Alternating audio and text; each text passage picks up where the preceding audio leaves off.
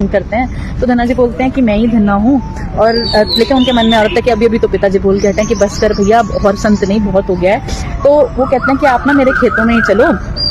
अब उनके घर में तो देखिए पूरा जो था वो सब धन धान्य जो एक तरह से संपूर्ण हो चुका था। तो धन्ना जी क्या करते हैं, जो पूरा बीजों का भरा हुआ कट्टा था वो सारा जाके बेच आते हैं, और उसके बदले में जो है जितने भी अन्न की सामग्री है उसे वो भोजन बना के जो है संतों को वहीं पवा देते हैं। अब घर जाते हुए तो उनको डर लग रहा होता है कि पता नहीं पिताजी क्या सोचेंगे। आस पड़ोसियों को बोला है कि धन्ने के ऊपर जो है आप नजर रखिए। देखिए चिड़िया भी साथ साथ बोल रही है, वो भी कथा का आनंद ले रही है। तो अब धन्ना जी जो है साथ क्या करते हैं, खाली खेत को ही जो है वहां पर खाली खेत में जो है वो रेता जाके बोआते हैं, ताकि आस पड़ोसियों को लगे कि हाँ धन्ने ने कुछ काम किया, धन्ने ने कुछ जो है बोया है। अब वो सोचते हैं कि कोई बात नहीं, देखी जाएगी, संतों को पवाना जो है ज्यादा जरूरी था। तो अब ऐसा चमत्कार होता है कि खेत में जो है बीज बोए नहीं है, और उसके बाद भी धन्ना जी की फसल ऐसी लहलहा उठती है कि सबके सब देख के हैरान हो जाते हैं कि कल ही तो इसने बोई थी और आज इसमें खेत लहला रहे हैं। ऐसा कैसा चमत्कार हो जाता है। तो जब ये बात धन्ना जी को पता लगती है तो पहले तो उनको यकीन नहीं होता, पर फिर वो देखते हैं और भगवान की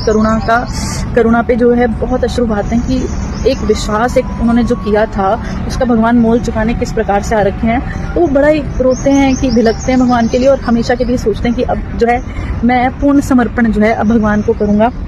भगवान ने मेरे लिए इतना कुछ किया, मुझे दर्शन दिया, मेरे को इससे ही परम प्रिय प्रेमी भक्तों के लिए ही तो गाया गया है धन्ना भक्त अनोखा, पत्थर में हरि को देखा,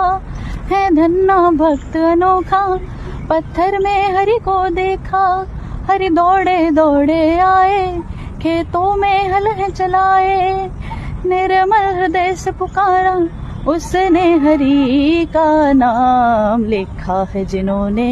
जीवन बिहारी जी के नाम,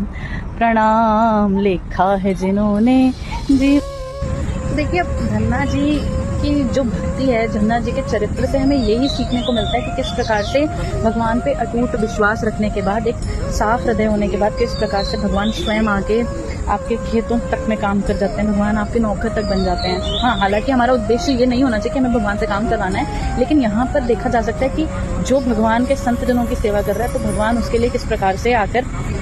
उसकी मदद करते हैं, और भगवान जो है एक नॉर्मल गरीब किसान धन्ना को जो है धन्ना सेठ बना देते हैं और खूब धन्य धान्य से भर देते हैं। तो भगवान किस प्रकार से अपनी रोटी का मूल चुकाते हैं ये हमें इस कथा से पता लगता है। और साथ ही साथ मेन इंपॉर्टेंट चीज़ जो take away from the story वो यही है कि